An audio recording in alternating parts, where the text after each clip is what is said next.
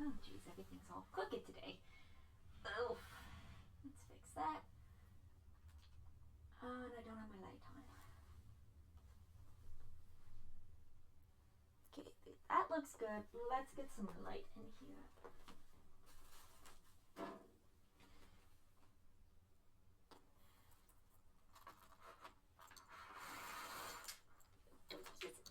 Isabella, don't fall.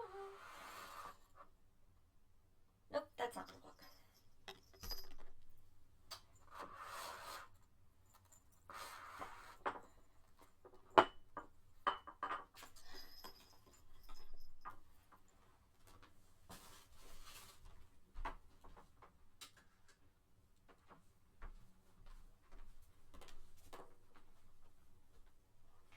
A little better. Don't much care to use the artificial light, but all things considered.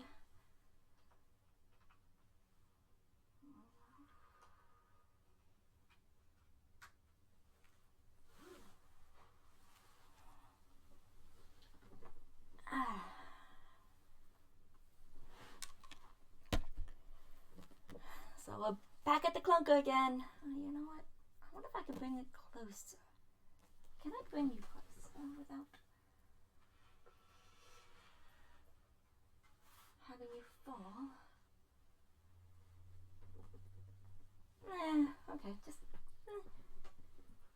a little. Okay, so as always, I'm having to go through this, but I found hopefully something to make it a little more interesting for myself, other than, well, obviously reading it. But so I found this little game called Bookish Butterfly, and so every time I find a name in the book, don't, there we go.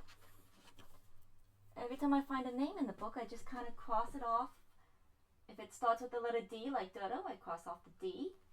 And I just keep going down and down until there's only one letter left without 3 marks. And that's the name of the butterfly that belongs to this book. Let's just say I know you guys are enjoying me suffering. This is hopefully going to keep me sane while I read the book. Let me just, again, just little annoyances with this book. But anyways, we are now on chapter 4 of Middlemarch. And hopefully I can get 2 chapters done today, because I want to get this finished as soon as possible. And not because I want to get to the next book, which is kind of the reason why, but it's mostly because I really do want to finish this book. I mean, I have, again, this much left. Nope, there we go. This much left of book 1, and then this much left of the whole freaking story. So, I got my pen. I got a pen. I've got hydration.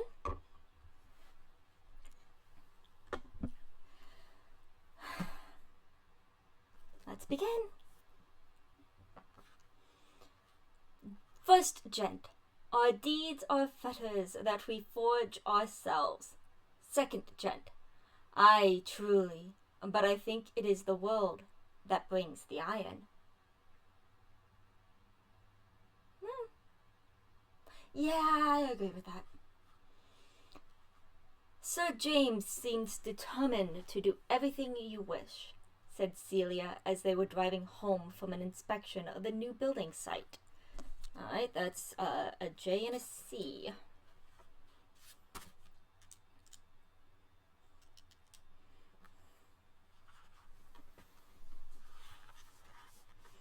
So, J, C. He is a good character, and more sensible than anyone would imagine, said Dorothea, inconsiderately. You mean he appears silly? No, said Dorothea, recollecting herself and laying her hand on her sister's a moment. But he does not talk equally well on all subjects. I should think none but disagreeable people do, said Celia in her usual purring way. Hold on, I should think none but the disagreeable people do, said Celia in her usual purring way. They must be very dreadful to live with. Only think, at breakfast, and always. Dorothea laughed. Oh, Kitty, you are a wonderful creature. She pinched Celia's chin, being in the mood now to think her very winning and lovely, fit hereafter to be an eternal cherub, and if it were not doctrinally wrong to say so, hardly more in need of salvation than a squirrel. Well, speaking of squirrel, recently one of my neighbor's cats found a baby squirrel, brought it to her human, i.e. the neighbor, and now the neighbor has a baby squirrel that she's taking care of, and it is so soft and adorable. I wish I could take care of a squirrel, but I just do not have the patience to be a mother like that. Plus, I have a hoard of books I have to tend to. And I do have some cats, so I'm not completely without pets, but I kind of got them already out of the kittenhood, so we didn't have to deal with that. They're still their own little terrors, though. They're cats. Either way.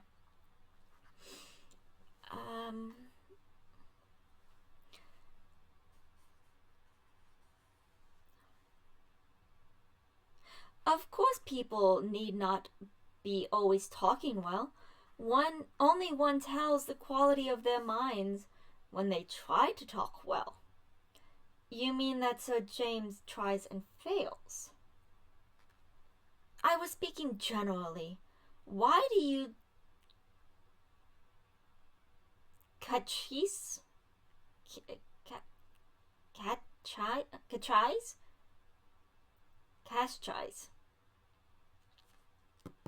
Why do you I think that's the word, I might be wrong, me about Sir James? It is not the object of his life to please me. Now, Dodo, can you really believe that? Certainly. He thinks of me as a future sister. That is all. Oh, geez, Dodo. No, he doesn't. He thinks of you as a future wife. Certainly, he thinks of me as a future sister. That is all. Dorothea had never hinted this before, waiting from a certain shyness on such subject which was mutual between the sisters until it should be introduced by some decisive event. Celia blushed, but said at once, Pray do not make that mistake any longer, Dodo. When Tantrip was brushing my hair the other day, she said that Sir James's man knew from Mrs. Cadwallader's maid that Sir James was to marry the eldest Miss Brooke. Okay, so we have 3 new names. That is a T. Oh no, just technically T, because that's Tantrip. Mrs. Cadwallader is not. I'm not doing last names, even though many of these people are gonna just be last names in this book. How can you let Tantrip talk such gossip to you, Celia? Said Dorothea in dignity, not the least angry because details asleep in her memory were now awakened to confirm the unwelcome revelation. You must have asked her questions. It is degrading. I see no harm at all in Tantrip's talking to me. It is better to hear what people say. You see what mistakes you make by taking up notions. I am quite sure that Sir James means to make you an offer, and he believes that you will accept him, especially since you have been so pleased with him about the plans. And Uncle, too. I know he expects it. everyone can see that Sir James is very much in love with you." The revulsion was so strong and painful in Dorothea's mind that the tears welled up and flowed abundantly. All her dear plans were embittered, and she thought with disgust of Sir James conceiving that she recognized him as her lover. There was vexation, too, on account of Celia. "How could he accept it?" she burst forth in her most impetuous manner. "I have never agreed with him about anything but the cottages. I was barely polite to him before." "But you have been so pleased with him since then, and he has begun to feel quite sure that you are fond of him." "Fond of him? Fond of him? Celia, how can you choose such odious expressions?" said Dorothea passionately. "Dear me, Dorothea, I suppose it would be right for you to be fond of a man whom you've accepted for a husband. It is offensive to me to say that Sir James could think I was fond of him. Besides, it is not the right word for this feeling I must have towards the man I would accept as a husband." "Well, I am sorry for Sir James. I thought it right to tell you because you went on as you always do, never looking just where you are and treading in the wrong place. You always see what nobody else sees. It is impossible to satisfy you, yet you never see what is quite plain. That is your way, Dodo." Something certainly gave Celia unusual courage, and she was not sparing the sister of whom she was occasionally in awe. Who can tell what just criticism Mur the cat may be passing on us beings of wider speculation? Who can tell what just criticisms Mur the cat may be passing on us beings of wider speculation? I have never heard of that expression before. I must look that up. There's my bookmark. Here's my little mini computer. Let's see. Mother cat. No.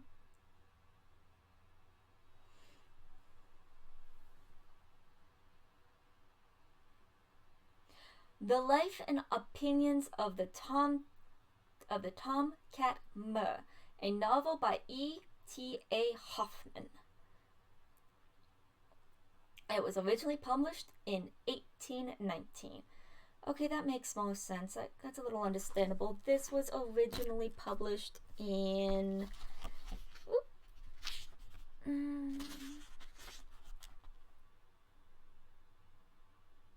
1871. Okay, so yes.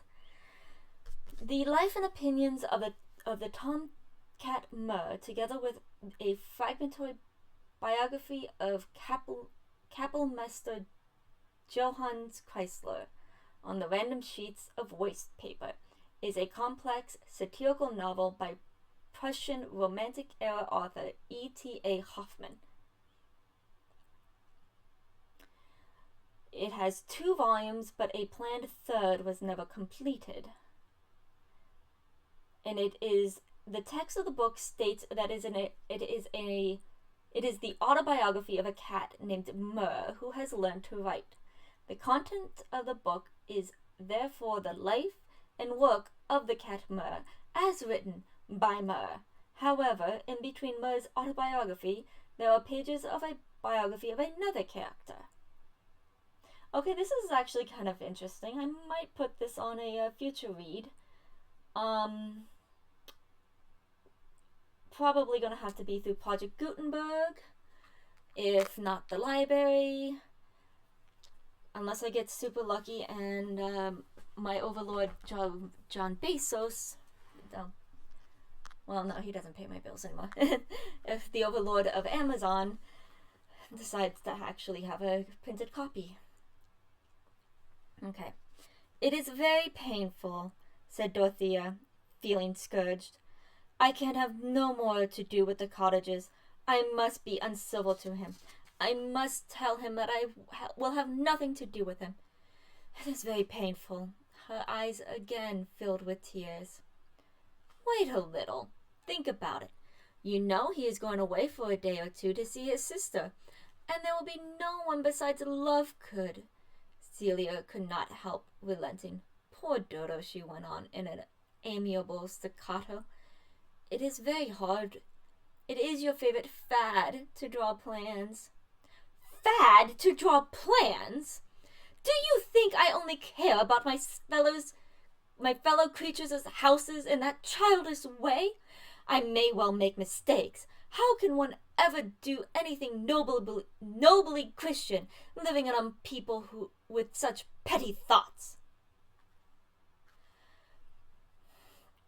No more was said. Dorothea was much too jarred to recover her temper, and behaved so as to show that she admitted any error in herself.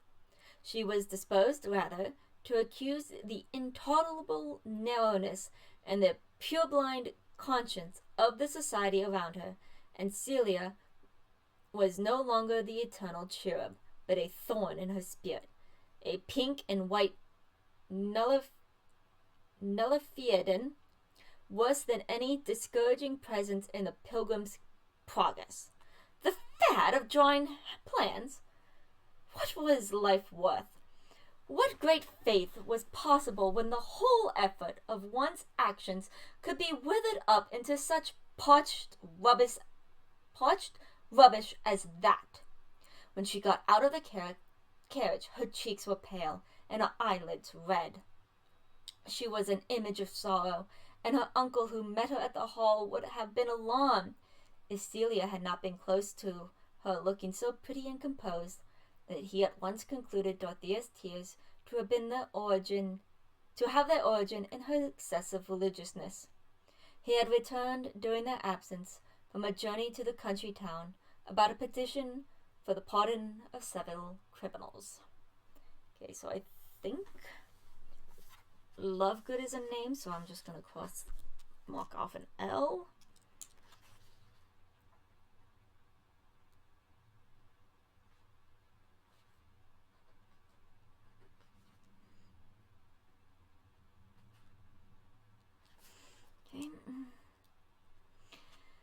Okay.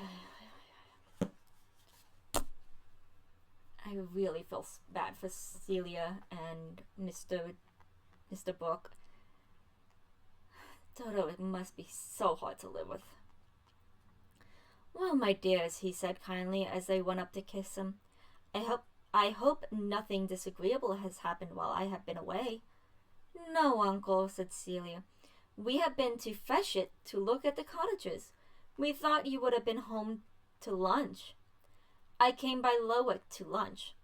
"You didn't know I came by Lowick.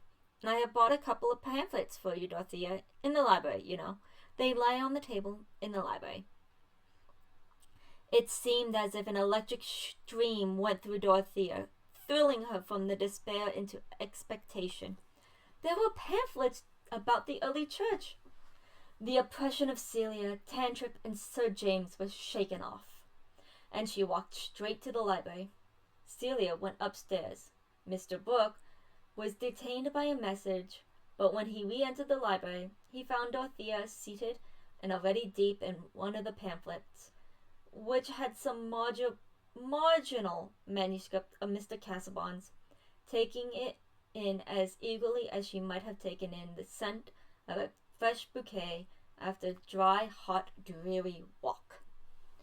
She was getting away from Tipton and Feshett, and her own sad liability to tread in the wrong places on her way to the New Jerusalem.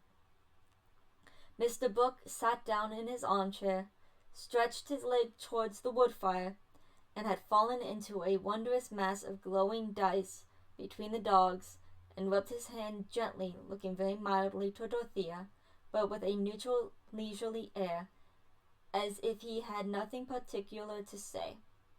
Dorothea closed her pamphlet as soon as she was aware of her uncle's presence, and rose as if to go. Usually she would have been interested about her uncle's merciful errand on behalf of the criminal, but her late agitation had made her absent-minded. "I came back by Lowick, you know," said Mr. Brooke, not as if with any intention to arrest her departure, but apparently from his usual tendency to say what he had said before. This fundamental principle of human speak was markedly exhibited in Mr. Brooke. "I lunched there, and saw Casaubon's library, and that kind of thing. There's a sharp air, driving. Won't you sit down, my dear? You look cold." And with that, I need a little water break.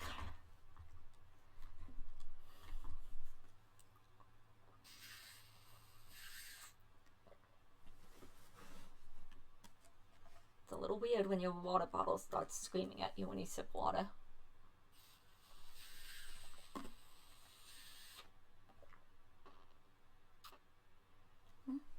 Oh, there we go. Water on my book. Not a big deal. This book is old. It's been through a lot. It will go through more. I'm just surprised I haven't thrown it at the window again yet. Dorothea felt inclined to accept the invitation. Sometimes, when her uncle's easy way of taking things did not happen to be exasperating, it was rather soothing. She threw off her mantle and bonnet and sat down opposite him, enjoying the glow, but lifting up her hands for a screen. They were not thin hands or small hands, but powerful, feminine, maternal hands. She seemed to be holding them up in proposition for her passionate desire to know and to think, which in the unfriendly mediums of Tipton and Freshett had issued in crying and red eyelids. She bethought herself now to the condemned criminal. What news have you brought about the sheep-stealer, uncle?" "What, poor Bunch? Well, it seems we can't get him off. He is to be hanged." "Okay, well, we're going to cross off the first B, as we have a hangman." Dorothea's brow took on an expression of reprobation and pity. "Hanged, you know," said Mr. Brooke with a quiet nod. "Poor Romilly. He would have helped us. I knew Romilly. Casaubon didn't know Romilly. He's a little buried in books, you know. Casaubon is." Okay, I wonder if Casaubon... I have to go back. Is Casaubon a first name or is it his last name? Because they keep calling him Mr. Casaubon. Oh. I mean, let's see. Oh, you know what?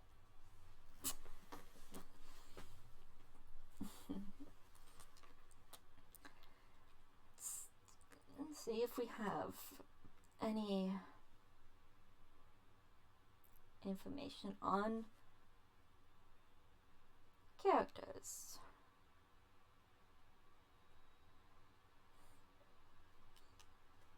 By the way, since I have this up, Middlemarch's full title is Middlemarch, A Study of Provincial Life, which, if you ever wonder why this book is as meandering as it is, it's because it's a study in provincial life. Okay. Characters. Do we have information on characters? We've got...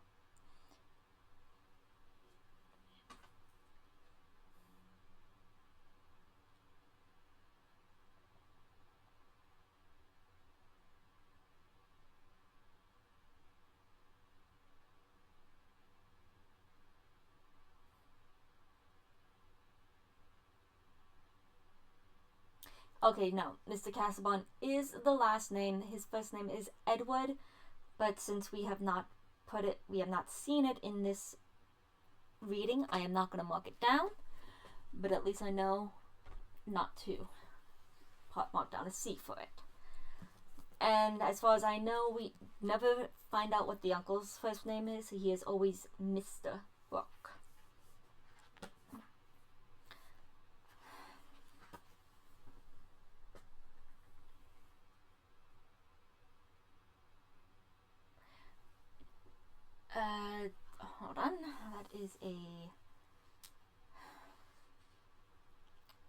is a direct message I must answer.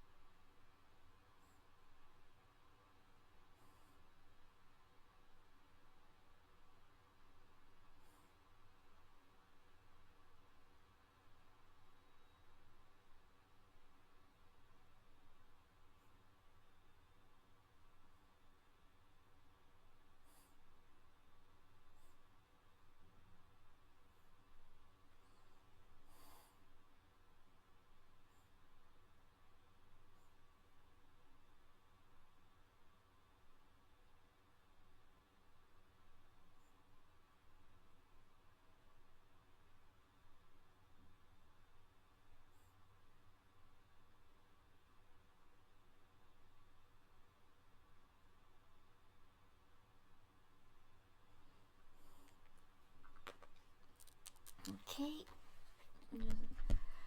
Okay, someone was worried about something that I made a comment about. Just clearing that up. Okay. When a man had... Okay, so hanged, said Mr. Book with a quiet nod. Poor Romilly. He would have helped us. I knew Romilly. Casaubon didn't know Romilly. He is a little buried in books, Casaubon is. When a man has great studies and is writing a great work, he must, of course, give up seeing much of the world. How can he go about making acquaintances? That's true. But a man mopes, and I have always been a bachelor too. But I have that sort of disposition that I have never moped. It is my way to go about everywhere and take in everything.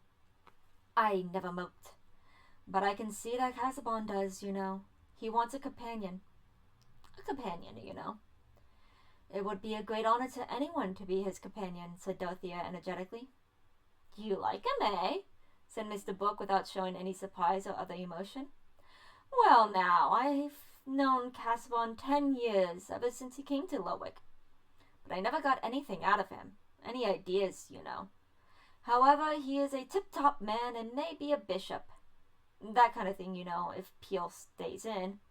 And he has very high opinions of you, my dear. Okay, Peel I know is an actual person, and that is a real-life person, if I remember my history correctly. Let's see, there's 11, so let's go all the way to the back. I have not been going back here, but let's see. Okay.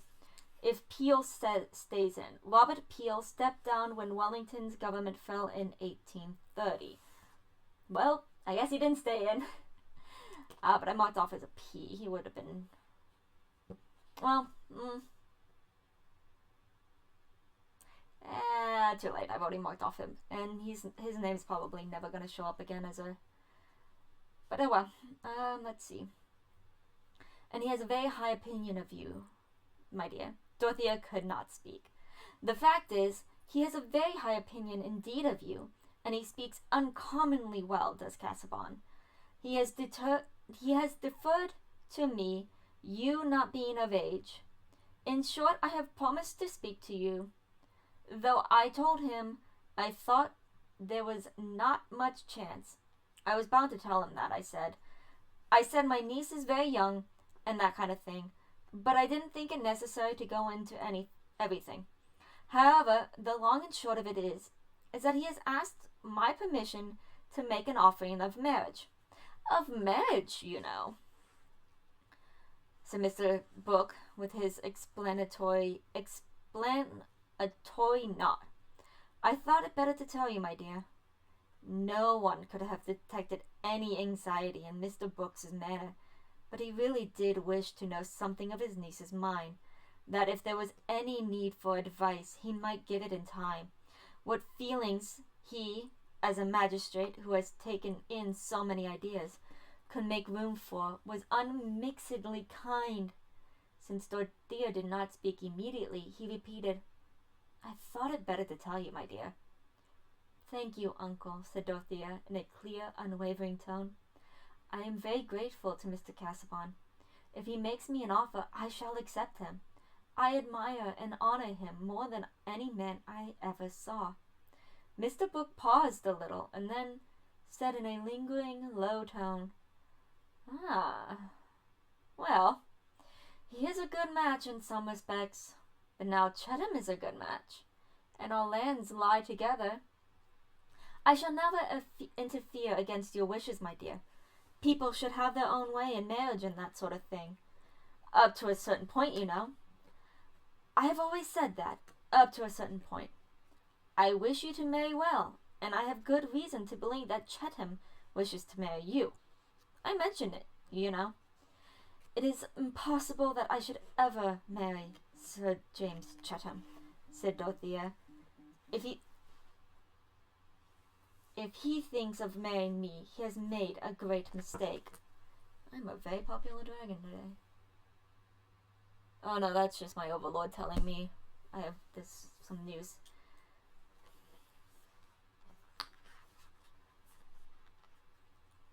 Yes, there's news. No, I don't have to see it just now. It's just a little update on the kingdom.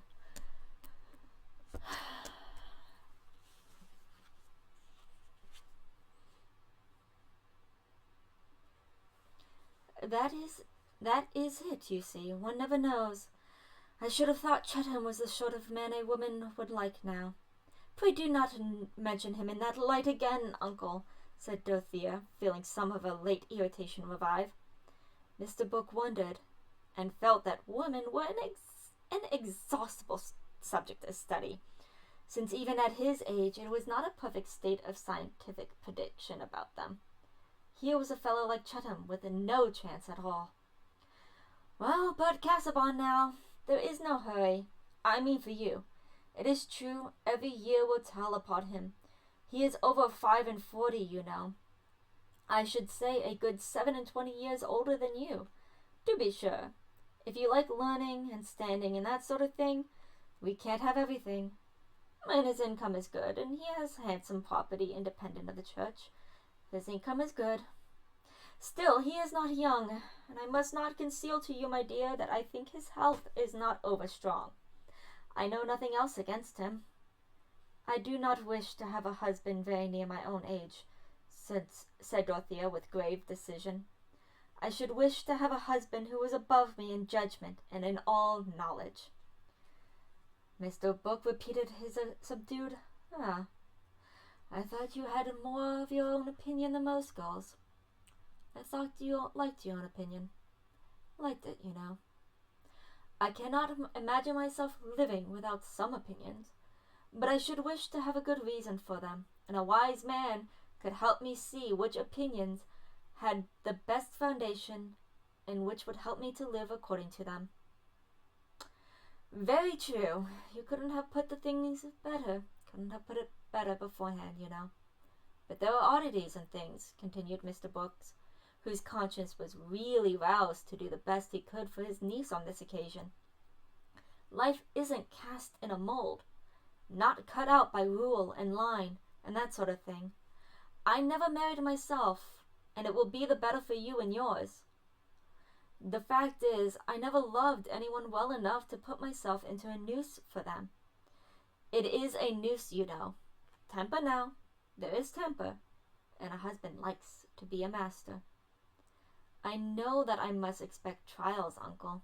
Marriage is a state of higher duties. I never thought of it as mere personal ease, said Dorothea. Well, you are not fond of show and a great establishment, balls and dinners and that sort of thing. I can see that Casaubon's ways might suit you better than Chettam's. And you shall do as you like, my dear. I would not hinder Casaubon. I said so at once, for there is no knowing how anything may turn out. You have not the same taste as every young lady, and a clergyman and scholar, who may be a bishop, that kind of thing, may suit you better than Chettam. Chettam is a good fellow, a good, sound-hearted fellow, you know, but he doesn't go much into ideas. I did when I was his age. But Casaubon's eyes Now, I think he has hurt them a little too much with reading. I shouldn't be all the happier, Uncle, the more room there is for me to help him, Dorothea said ardently. You have quite made up your mind, I see. Well, my dear, the fact is I have a letter for you in my pocket. Mr. Brooke handed the letter to Dorothea, but as she rose to go away, he added, There's not too much hurry, my dear. Think about it, you know. When Dorothea had left him, he reflected that he had certainly spoken strongly. He had put the risks of marriage before in a striking manner. It was his duty to do so. But as to pretending to be wise for young people, no, Uncle, however much he has traveled in his youth, absorbed in new ideas, and dined with celebrities now deceased, could pretend to judge what sort of marriage would turn out well for a young girl who preferred Casaubon to Chatham. In short, women was a problem which, since Mr. Brooke's mind felt blank before it, could hardly less be complicated than the revolutions of an irregular solid. Okay, well, that was chapter 4. Not as bad as I had thought, but then again, I had more fun with Dodo being upset than her.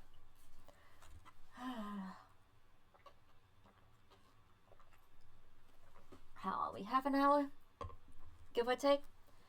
Okay, let's see what chapter 5 looks like.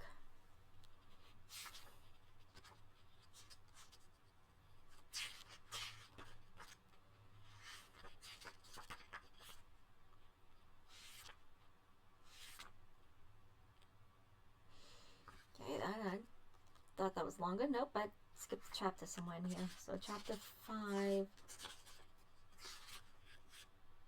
Okay, chapter 5's not that long. Okay. Chapter 5. Hard students are commonly troubled with grouts, catarrhs, rheums, caxias, bradypepsias, bad eyes, stone, and colic, cruelties, opulations, vertigo, winds, consumptions, and all such diseases as come by overmuch sitting.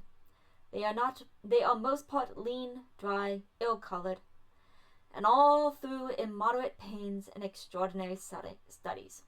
If you do not believe the truth of this, look upon the great Tostarus and Thomas Aquinas' works, and tell me whether those men took pains.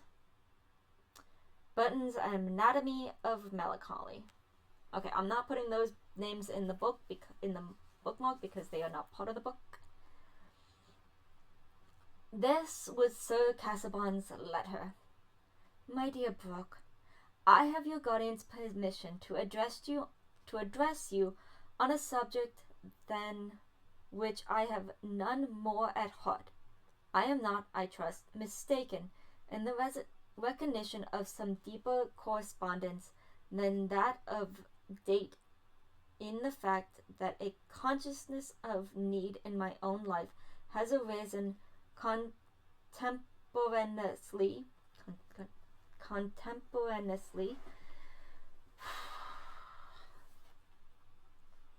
with the possibility of my becoming acquainted with you. For in the first hour of meeting you, I had the impression of your eminent and perhaps exclusive fitness to supply that need, connected, I may say, with such activity of the affections as even the preoccupations of work too special to be abdicated could not uninterruptedly dissimulate. And each succeeding opportunity for observation has given the impression an added depth by convincing me more emphatically of that fitness which I had preconceived, and thus evoking more decisively those affections to which I have but now referred. Our conversations have, I think, made significantly clear to you the tenor of my life and purpose, a tenor unsuited, I am aware, to the commoner order of to the commoner order of minds. But I have discerned in you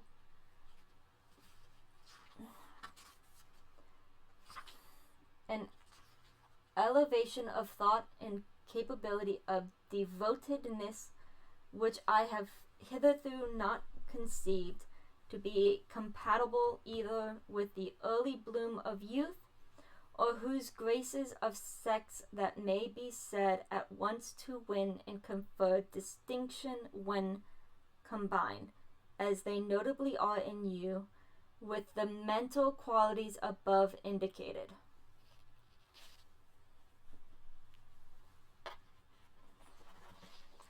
Give me a moment.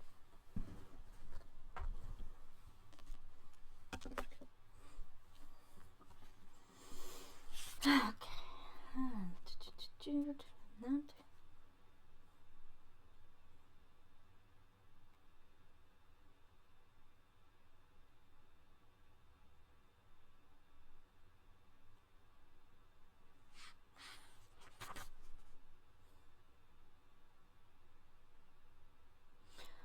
Okay. I was a little worried thinking that whole thing was one long sentence, but it's about 4 or 5. Well, four long sentences, but still.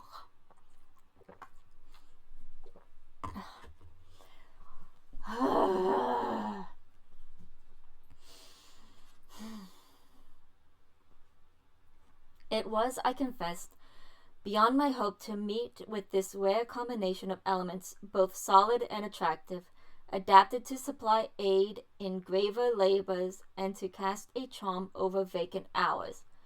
And but for the event of my introduction to you, which, let me say again, I trust not to be superficially coincidence with foreshadowing needs, but provincially related thereto as stages towards the completion of a life's plan, I should presumably have gone on to the last without any attempt to lighten my solitariness by a matrimonial union. Such, my dear Miss Brooke, is the accurate statement of my feelings, and I rely on your kindness, your blah blah blah blah blah blah blah. Such, my dear Miss Brooke, is the accurate statement of my feelings, and I rely on your kind indulgence in venturing now to ask you how far your own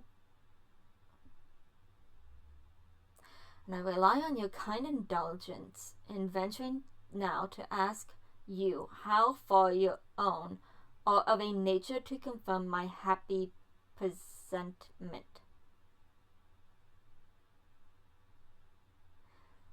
And I rely on your kind indulgence in venturing now to ask you how far your own are of a nature to confirm my happy presentiment.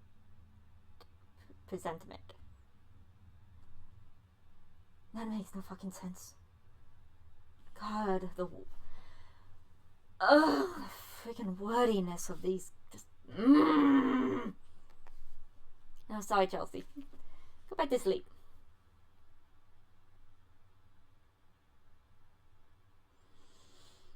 To be accepted by you as your husband and the earthly guardian of your welfare, I shall regard as the highest of provincial gifts. Highest of provincial gifts. In return, I can at least offer you an affection hitherto unwasted, and the faithful consecration of a life which, however short in the sequel, has no backward pages whereon, if you choose to turn them, you will find records such as might justly cause you either bitterness or shame. I await the expression of your sentiments with an anxiety which it would be the part of wisdom, were it possible, to divert a more arduous labor than usual. But in this order of experience I am still young, and in looking forward to an unfavorable possibility I cannot but feel that resignation to solitude will be more difficult after the temporary illumination of hope. In any case, I shall remain yours with sincere devotion, Edward Casaubon. Okay, now we have his first name.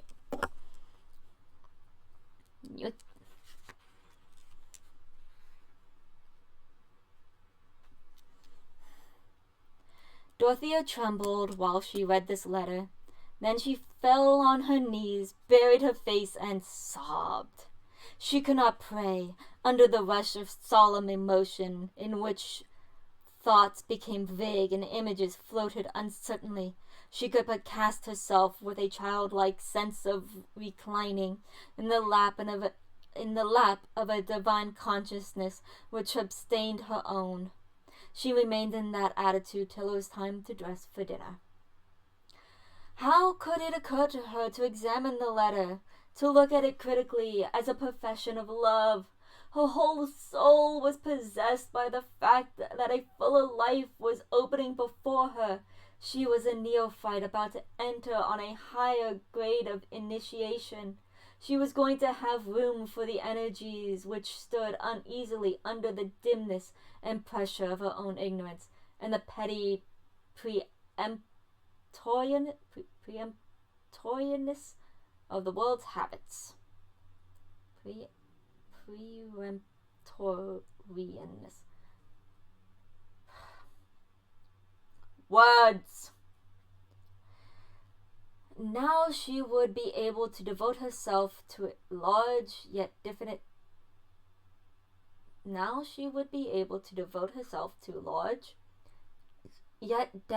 duties. Now she would be allowed to live continually in the light of a mind that she could reverence. This hope was not unmixed with the glow of proud delight, the joyous maiden surprise that she was chosen by the man whom her admiration had chosen. All Dorothea's passion was transfused through a mind struggling towards an ideal life.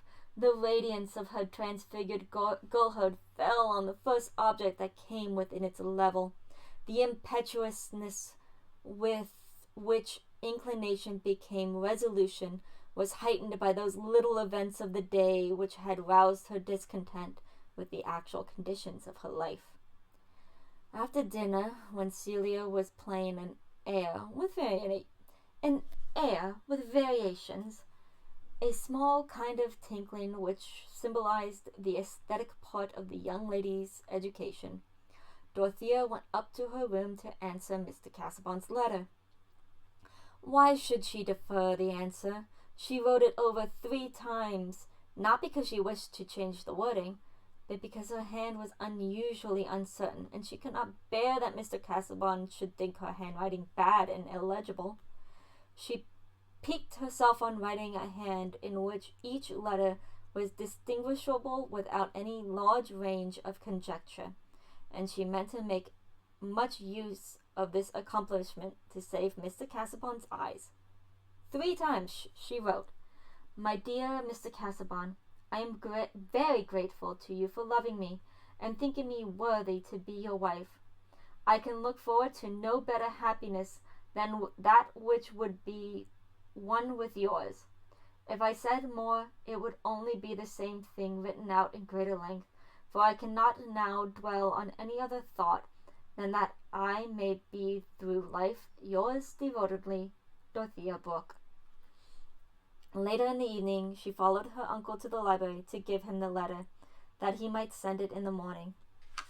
He was surprised, but his surprise only issued in a few moments' silence, during which he pushed about various objects on his writing table, and finally stood with his back to the fire, his glasses on his nose, looking at the address of Dorothea's letter. "Have you thought enough about this, my dear?" he said at last. There was no need to think long, uncle. I know of nothing to make me vacillate. If I changed my mind, it would be because of something important and entirely new to me." "Ah, then you have accepted him. Then Chettam has no chance." "Has Chettam offended you? You know. What is it you don't like in Chettam?" There is nothing that I like in him, said Dorothea rather impetuously. Mr. Brooke threw his head and shoulders backwards as if someone had thrown a light missile at him. Dorothea immediately felt some self-rebuke and said, I mean in light of a husband. He's very kind, I think, really very good about the cottages. A well-meaning man. But you must have a scholar and that sort of thing. Well, it lies a little in our family. I had it myself, that love of knowledge and going into everything. A little too much. It took me too far. Though that sort of thing doesn't often run in the female line. Or it runs underground like the rivers in Greece, you know. It comes out in suds. Clever sons, clever mothers. I went a good deal into that at one time. However, my dear, I've always said that people should do as they like in these things, up to a certain point. I couldn't, as your guardian, have consented to a bad match. But Casaubon stands well. His position is good. I'm afraid Chettam will be hurt, though, and Mrs. Cadwallader will blame me. That evening, of course, Celia knew nothing of what had happened. She attributed Dorothea's abstracted manner and the evidence of further crying since they had gone home to the temper she had been in about Sir James Chettam and the buildings, and was careful not to give further offence. Having once said what she wanted to say, Celia had no disposition to recur to disagreeable subjects. It had been her nature when a child never to quarrel with anyone, only to observe with wonder that they had quarrelled with her, and to look like turkey cocks. Over that, what the heck? It had been her nature when a child never to quarrel with anyone, only to observe with wonder that they quarrelled with her, and looked like turkey cocks, whereupon she was ready to play at cat's cradle with them whenever they recovered themselves.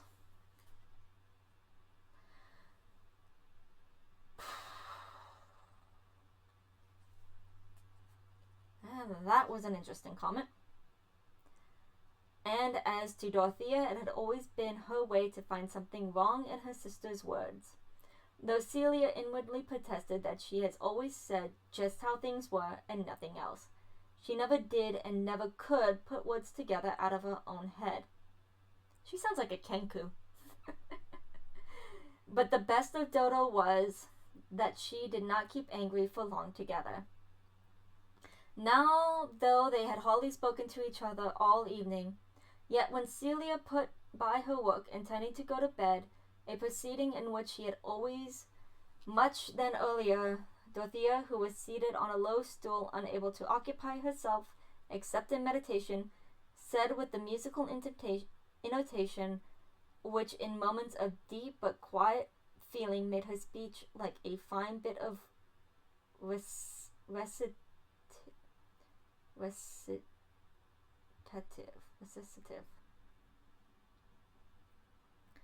Celia, dear, come and kiss me, holding her arms open as she spoke. Celia knelt down to get at the right level and gave her a little butterfly kiss, while Dorothea encircled her with gentle arms and pressed her lips gravely upon each cheek in turn. Don't sit up. Dodo, you are so pale tonight. Go to bed soon, said Celia in a comfortable way, without any touch of pathos. No, dear, I'm very, very happy, said Dorothea fervently. So much the better, thought Celia, but how strangely Dodo goes from one extreme to the other. The next day at luncheon, the butler, handing something to Mr. Brooks, said, Jonas is come back, sir, and has brought this letter. Okay, I have no idea who Jonas is, but that is a name. Oh, that is the second J. I wonder if I had a repeat of Jonas. Oh, that's not good. I don't want to do a repeat. Oh no, James. James Chettam.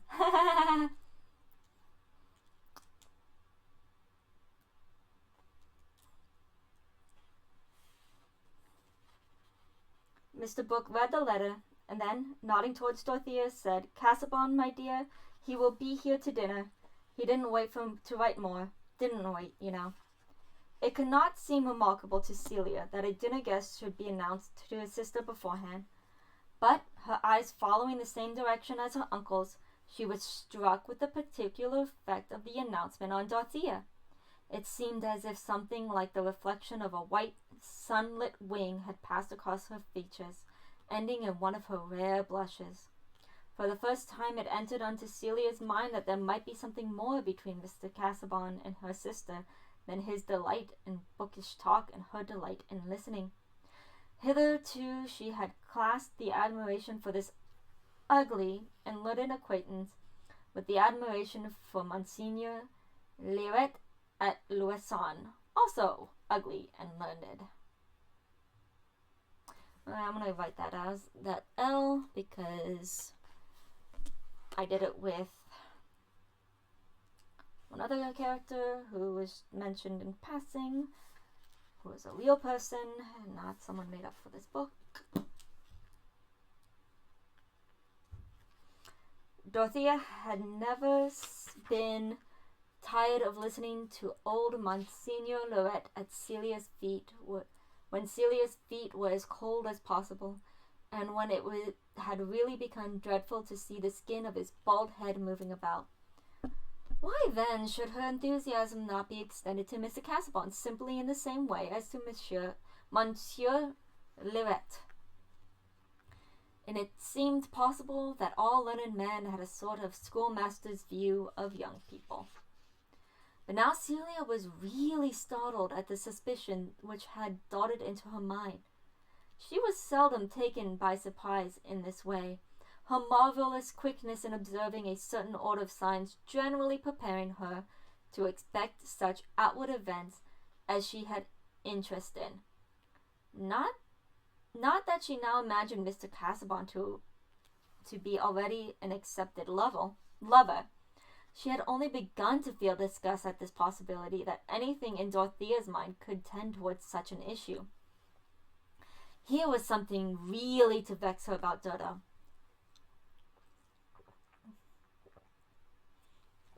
It was all very well not to accept Sir James Chatham, but the idea of marrying Mr. Casaubon? Celia felt a sort of shame mingled with a sense of ludicrousness. But perhaps Dodo, if she was really bordering on such an extravagance, might be turned away from it. Experience had often shown her that her impressibility might be calculated on. The day was damp, and they were not going to walk out, so they both went up to their sitting room, and there Celia observed that Dorothea, instead of settling down with her usual diligent interest in some occupation, simply leaned her elbow on an open book and looked out of the window at the great cedar silvered with the damp. She herself had taken up the making of a toy for the curate's children, and was not going to enter on any subject too precipitously. Yeah, I think that's the word, precipitously. Dorothea was in fact thinking it was desirable for Celia to know of the momentous change in Mr. Casaubon's position since she had last been in the house. It did not seem fair to leave her in ignorance of what would necessarily affect her attitudes towards him. But it was impossible not to shrink from telling her. Dorothea accused herself in some meanness in this timidity. It was always odious to her to have any small fears or contrivances about her actions, but at this moment she was seeking the highest aid possible that she might not dread the corrosiveness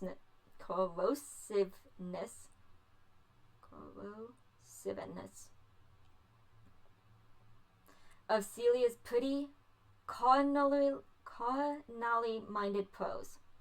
Her reverie was broken, and the difficulty of decision banished by Celia's small and rather guttural voice, speaking in its usual tone, of a remark aside or a by the by. Is anyone else coming to dine besides Mr. Casaubon? Not that I know of. I hope there is someone else, then I shall not hear him eat his soup so. What is there remarkable about his soup eating? Really, Dodo, you can't hear how he scrapes his spoon? And he always blinks before he speaks. I don't know whether Locke blinded. I don't know whether Locke blinded, but I'm sure am sorry for those who sat opposite of him if he did. Locke blinded. Hold on. Okay, my phone's right here again.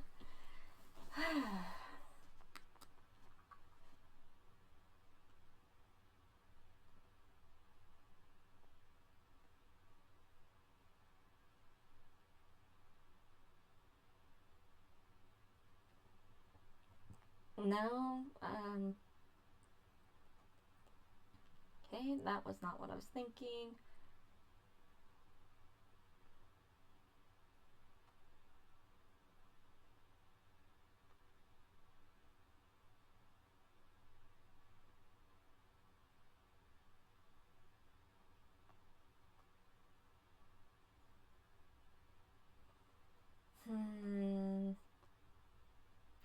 Nope, no idea what that means.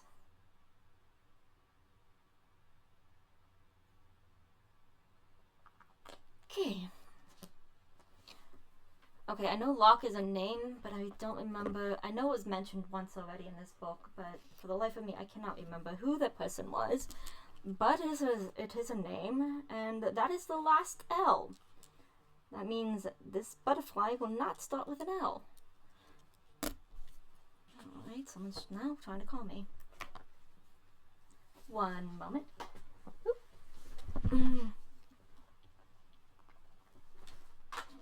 One moment.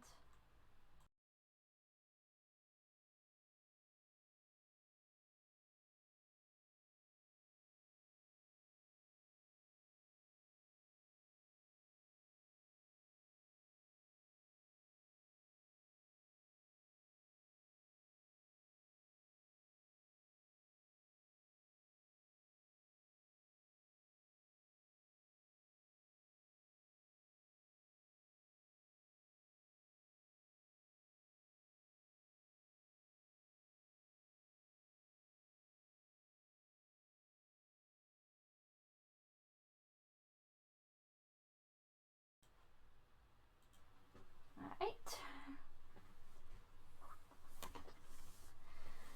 I'm a very popular dragon today.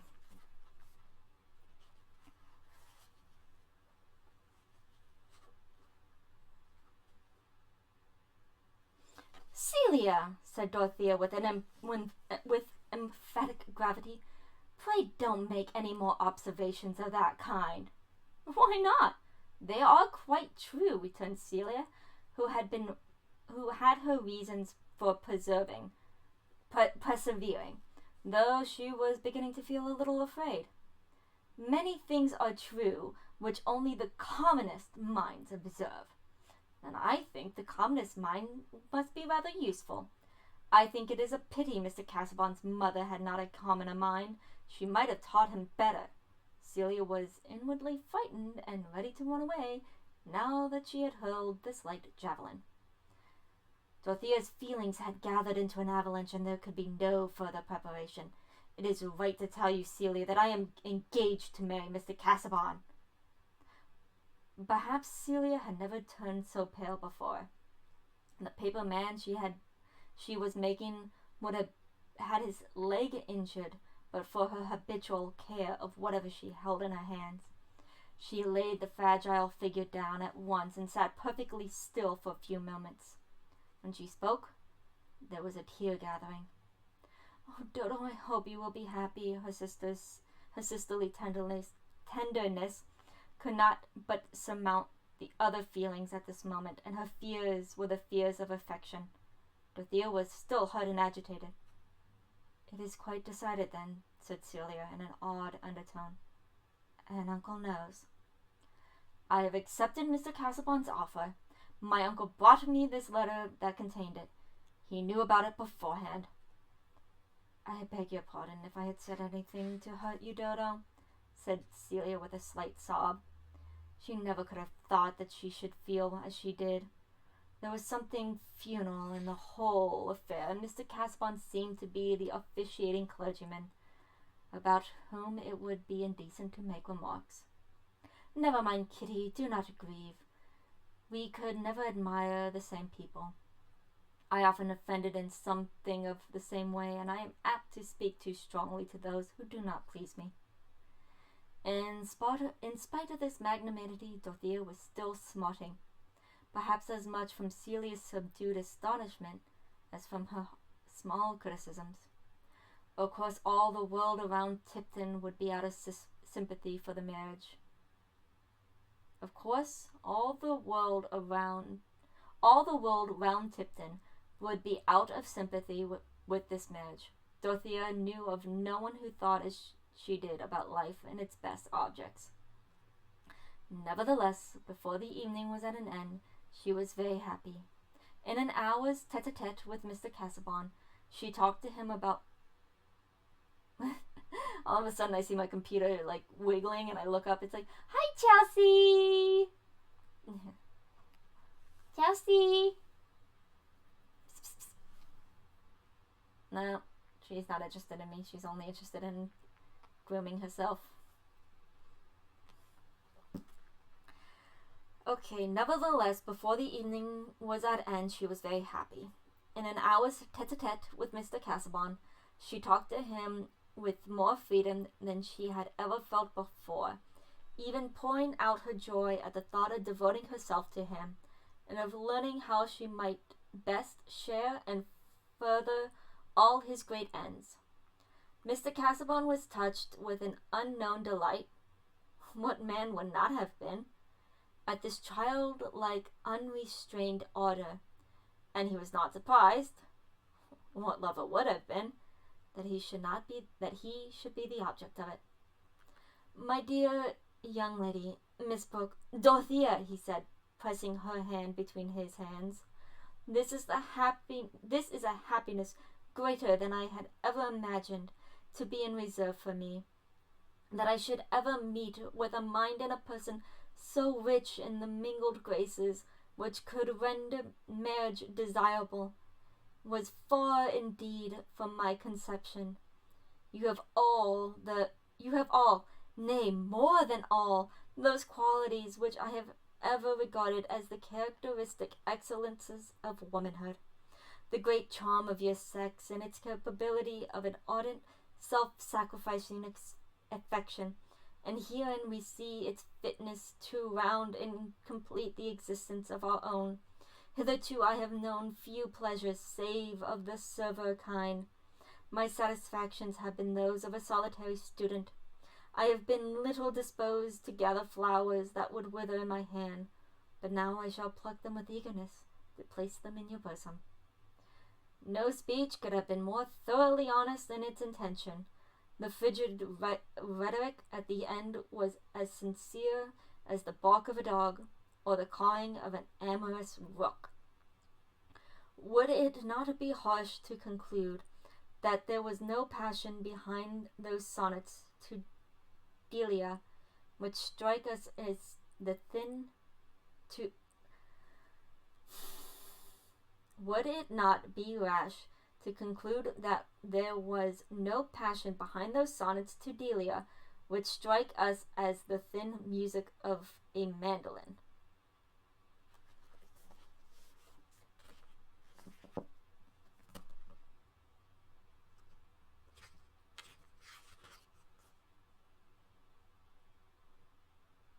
Okay. Sonnets to Delia were sonnets by Samuel Daniel, who was published in a collection called Delia. Okay, well, all things considered, Delia is a name. Whether she appears as a character in the book or not, it is a name.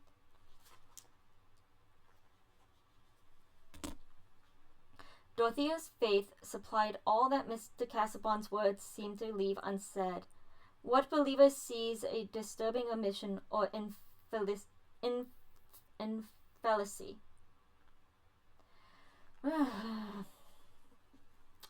It's almost over. I've got I got pretty much a page left. The text, whether of prophet or of poet, expands for whatever we can put into it, and even his bad grammar is sublime. I am very ignorant, and you will quite wonder at my ignorance, said Dorothea. I have so many thoughts that may be quite mistaken, and now I shall be able to tell them all to you, and ask you about them. But, she added with rapid imagination of Mr. Casaubon's possible feelings, I will not trouble you too much, only when you are inclined to listen to me. I must often be wary with the pursuit of subjects in your own track.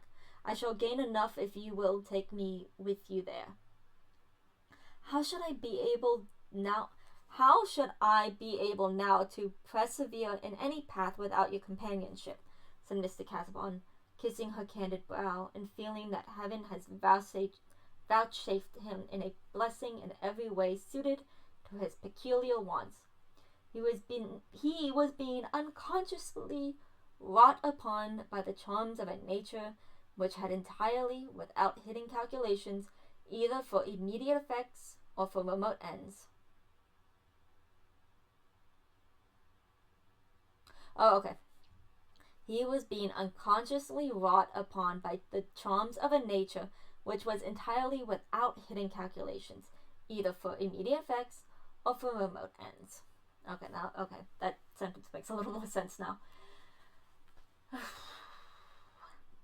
It was this which made Dorothea so childlike, and according to some judges, so stupid. Yes! With all her reputed cleverness, as, for example, in the present case of throwing herself, metaphorically speaking, at Mr. Casaubon's feet and kissing his unfashionable shoe ties as if he were a Protestant pope. She was not in the least teaching Mr. Casaubon to ask if he were good enough for her, but merely asking herself anxiously how she could be good enough for Mr. Casaubon. Before he left the next day, it had been decided that the marriage should take place within 6 weeks. Why not? Mr. Casaubon's house was ready. It was not a parsonage, but a considerable mansion with much more land attached to it. The parsonage was inhabited by a curate who did all the duties except preaching the morning sermon.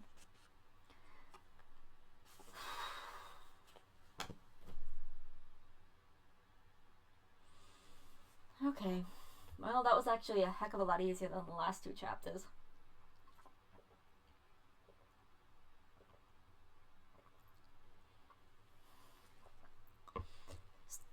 Still annoying. And at least the book called out that Dodo is stupid.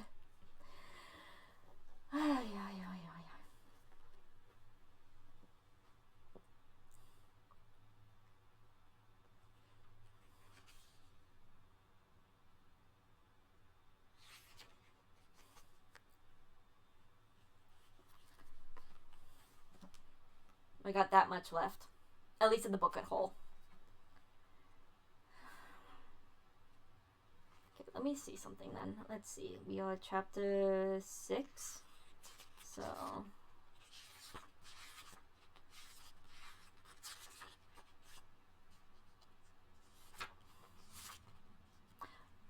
okay, chapter 7 is really short, so I can probably do 6 and 7 next week easily enough.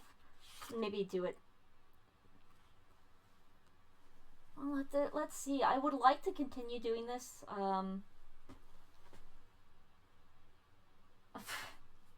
Okay, calling that out, boy. Yes, I know it's a wig. The whole point of it is to be in character. Now, shut it. You're breaking the illusion. Also, you came at the tail end, so... So yeah, I might do this tomorrow. I might continue, depending on what I have to do. So yeah, that's it. Thanks again for coming. Bye.